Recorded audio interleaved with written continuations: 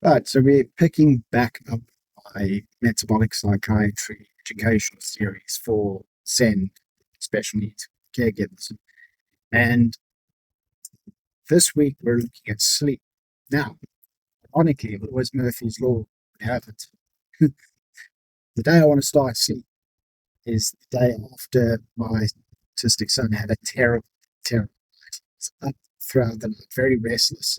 And he's been awake since just after 3 a.m. So very, very disrupted sleep last night. And maybe that's the perfect place to start. One thing I can guarantee is that living this the same as you, I'm not going to patronize you with traditional mainstream sleep advice. I fully appreciate that sleep is not wholly within our control, specifically the quantity of. So I'm not going to tell you to go to bed earlier, try and get more sleep. It's unhelpful nonsense. Not what we're going to do is we're going to unpack what sleep is, because understanding what sleep is in a biological sense, understanding the systems and procedures that can only happen while you're sleeping is important. You see, sleep is not a passive rest state, it's actually metabolically active. There's certain things that can only happen in sleep. A good way to think about this would be take an office block, for example. During the day, you've got all your workers doing their things, systems and procedures running that are essential to the running of the business. But at night, the place isn't dead and empty. The maintenance crew come in. It's cleaned out.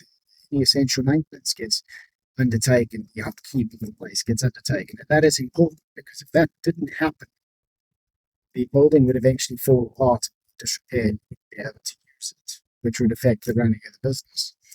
Or if it tried to happen during working hours, it becomes incredibly disruptive to the working of the business. Some people work for cheapskates who insist on doing all their maintenance during working hours, and you will appreciate exactly the point that I just made.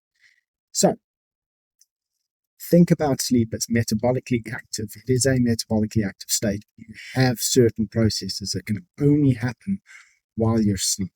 Get into those. We will help you understand what they are better. We'll get into what you can do about your sleep. Now, as I've already said, I'm not going to give you mainstream traditional advice. It doesn't fit the SEND caregiving reality. I'm going to help you understand what you can do to protect your sleep quality, so that what sleep you are getting is good quality sleep, or at least you're improving the quality thereof as best as you can within your power. And over time, as you start to work on these things, you should get better and better quality sleep.